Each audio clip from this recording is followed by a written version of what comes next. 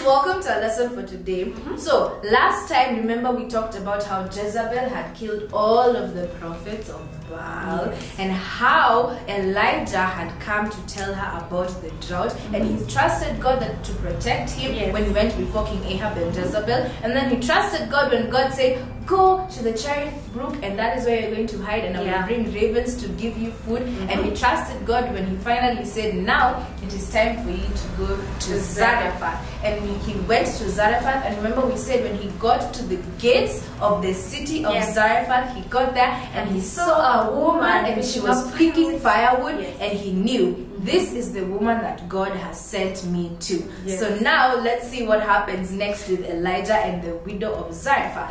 So what Elijah did is she went direct to where the woman was, and she was collecting firewood. So Elijah asked the woman, kindly would you give me some water to drink? And remember, there was a lot of drought. There was drought in the land, so it had spread even all the way to Sidon. So the drought in Israel had spread and spread and spread, and it went all the way to Sidon. Yes, and now even to get water or something to eat was very hard. Yeah, it was very hard. It was a problem.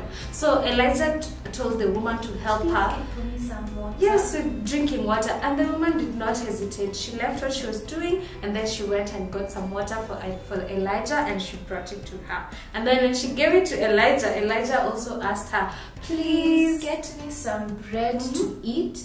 But then the woman looked down and she was so sad, and when she looked back at Elijah, she said, I'm so sorry, I can't do that. You see, I am collecting firewood right now so that I can go home and make bread for me and for my son, because I only have a little bit of flour left in my bowl and a little bit of oil left in my jar. After I make this bread for my son and for myself, we are going to die of hunger. After we eat this bread, we will die of hunger. And so she was really sad because now she didn't have any more food, and she couldn't even give Elijah food. But Elijah told her, do not worry, you just do what I have told you, and then God is going to keep his promise to you. So just go, use the little bread, the little flour that you have, and the little oil that you have, and make a loaf for me. Yes, make a little loaf for me, and make then a loaf for another one for you, and make a loaf for your son. Yes. They said, go and use that little bit of flour and that little bit of oil, and make one for you, for me, and for your son.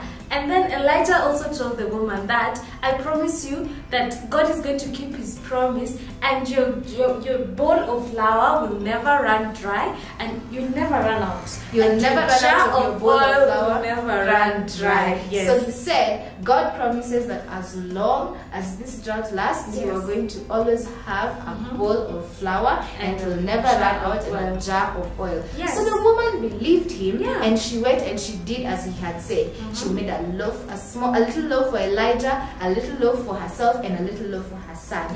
And God's promise came true. Because every day she would wake up and she would find enough flour in her bowl and enough oil in her jar, enough to make bread for the whole day and for the three of them. So Elijah was able to stay with the widow as and her God son. had told him to. God said, stay with the widow. Yes, so Elijah was able to stay with the widow and her son for as long as there was drought in Israel. And for all that time, every single day, there was flour in the bowl, enough flour in the bowl, and there was enough oil in the jar, and for all of them to eat. So for all of the days of the drought, God always gave them enough for the food for the day.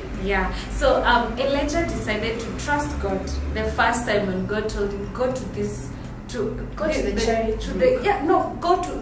king. Go to King Ahab. King Ahab and Jezebel. And remember, they were killing prophets. But Elijah still went. God. So Elijah trusted God to protect him, and he went. Then God told him to go and hide at the brook. And he went, and God provided for him through the ravens. And then now God told him to go to the widow. Yes, to the widow at Zarephath. And he went and he found the widow, and God was able to keep his promise by providing every single day for the whole, for all of them, for the family and for Elijah.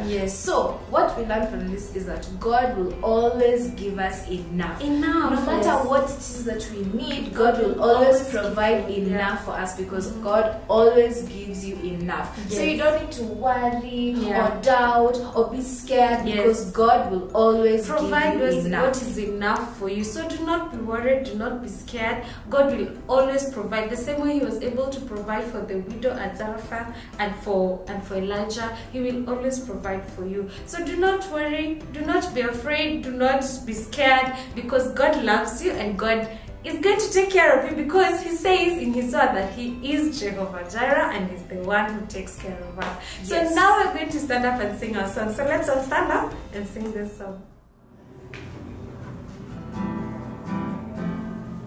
Okay, it's time for us to sing our song. Now we've just learned about how God gave Elijah and the widow and her son enough oil and enough flour for them throughout the whole time of the drought. Yes, and how God is enough for us. So now we're gonna sing a song that says, your grace is enough, because God's grace is enough for me. So everyone stand up and help us sing this song.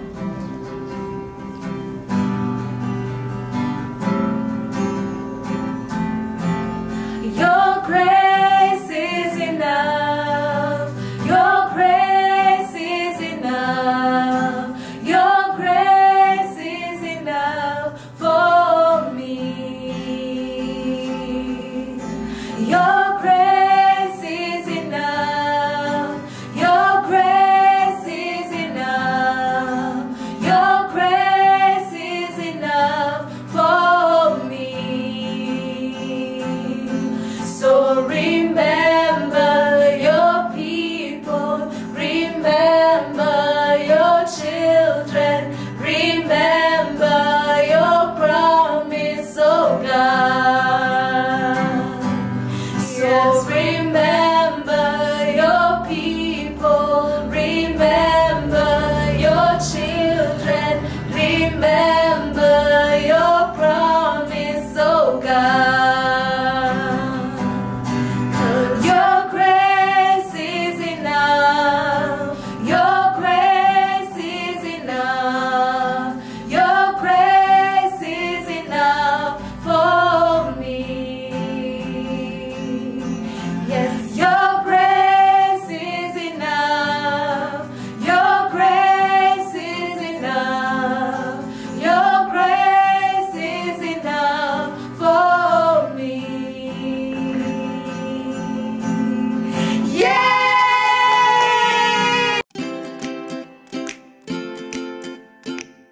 Okay kids, it's time for us to do our craft. Now we've just talked about how Elijah met the widow of Zarephath and how God said, I will provide enough flour in your bowl and oil in your jar for the whole time the drought will last, because she obeyed God and made a small loaf for Elijah, a small loaf for herself, and a small loaf for her son when she knew it was all going to end. So now to remember this, we're going to draw our bowl and our jar that has the flour and everything.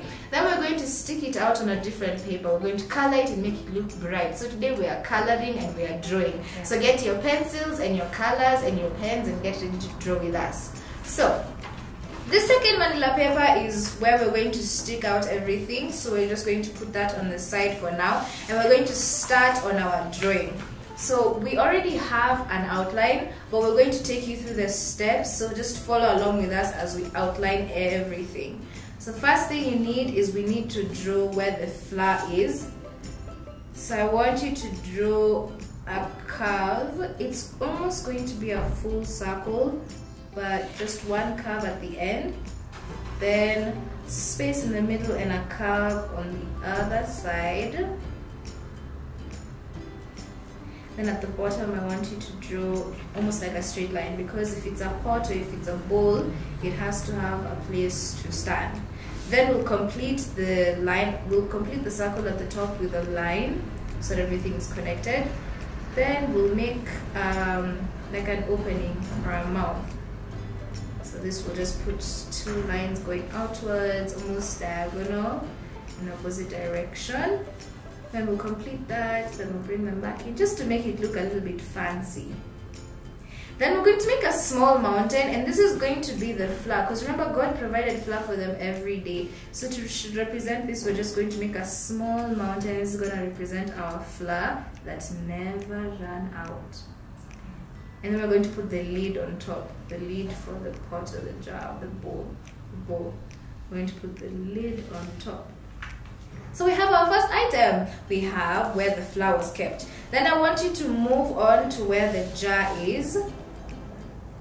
So we're going to draw a jar. So from the pot, so that everything is close together, from the pot, somewhere in the middle of one of the curves, I want you to take a line and just draw almost a diagonal line that curves at the top going outwards. Curve it all the way at the top because it's a jar. A jar has a very narrow opening. And then bring it all the way down, quarter way. Then from here we'll draw our handle. Take your handle out. So our handle is just a C shape, and do double because it has to be a handle, so handles are double. And then we'll complete the double one inside, we'll connect the lines, and then we'll go on outside so it looks like there's a handle on our jar. And then we'll just finish the bottom. We'll make it wide a bit, go round a bit, and then remember at the bottom it's always slightly flat, then complete it. And our oil is also overflowing, so we need the outline of that. So for this, don't press your pencil too hard because we're going to color this a different color, but just make it wavy because this is supposed to show oil that is dripping out or pouring out of its jar. And that is the major thing that we need. So after this, we're gonna frame everything in a circle, but let's make a table first because they're not lying on the floor. So for a table, just go to one side at the bottom, draw a line, then come out on the other side, draw a line. So this is going to represent our table where everything is laid out. Then we're going to have a bit of a shadow just to make it look a little bit better. We're going to have a bit of a shadow. And then at the bottom, because remember the flour is spilling out, we're just going to have another small mountain because it's spilled out of our bowl. So after we have everything drawn out, we even have our shadows mapped out, we're going to draw a circle all the way around, and then it's time to color. So this circle is just to frame it, so you can use, because as we already have an outline, we're just going to draw freehand a big circle, but you can use a plate or anything that is big and circular that will help you draw a nice round circle so that it can be like the frame, because this is, we're drawing a picture, so we need to frame our picture. So just go all the way around your items, make sure everything is within the frame. Or you could even draw the circle freehand if you feel like you're an artist. And you can draw the circle freehand, but just draw a circle so we have a frame and our whole picture is framed. And we're done with our drawing. So now comes the fun part, it's time to color. So get all of your colors and get ready and start with the wherever you want to color, whatever color you want to color it. Just make sure it's bright and it's colorful. And you always remember the story behind it. So I'm going to start with my oil.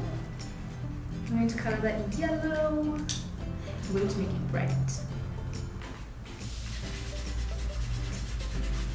Okay, now that we have this nice and beautifully colored picture of ours, we need to cut it out. Because what we're going to do is we're going to take this picture and we're going to stick it onto another piece of manila paper. So we have this beautiful picture frame.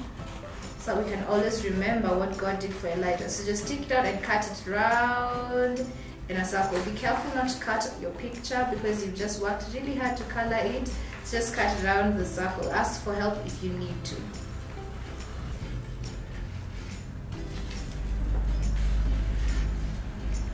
Once you have your paper cut out, now we bring back our original paper and we staple it on. So you can put it right directly at the center, or you can put it closer to the bottom or whatever side, but just put it and staple it down. Make sure it's secure on the page or on the manila paper.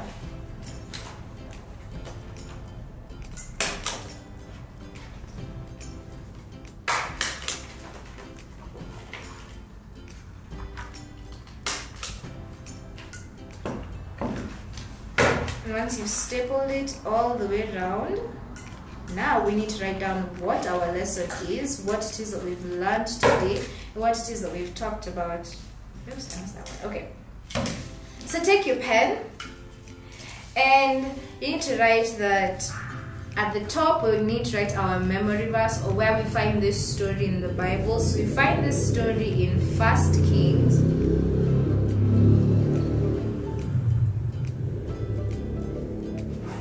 chapter 17. So find the story in 1 Kings chapter 17.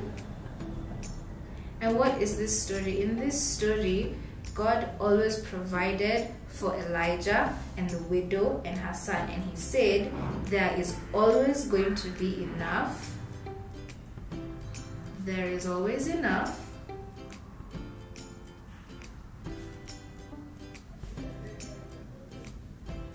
flour and oil to make bread every day. So every day for as long as the drought lasted, Elijah and the widow of Zarephath and her son always had enough flour and enough oil. And we find this story in 1 Kings chapter 17. So we need to remember that God will always give us enough. So at the bottom or around, you need to write in capital letters, God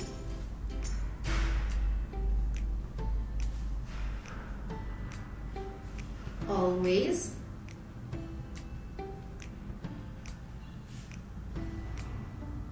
gives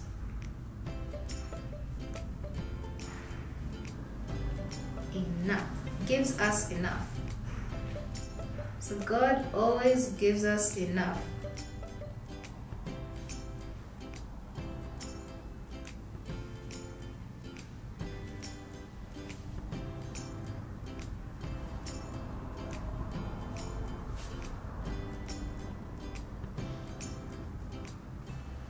So there we go. Now we have our beautiful picture, and around it we have our lesson for today. So in 1 Kings chapter 17, God said that there is always enough flour and oil to make bread every day throughout the drought. So now God always gives us enough, and that is what we need to remember. Yes, as you said, God will always provide for us because He knows our needs, He knows everything that we need, and He will always provide for us more than enough every single day. So for us, it's just to trust in God. So that's our lesson today. That's our craft today. Until next time, bye.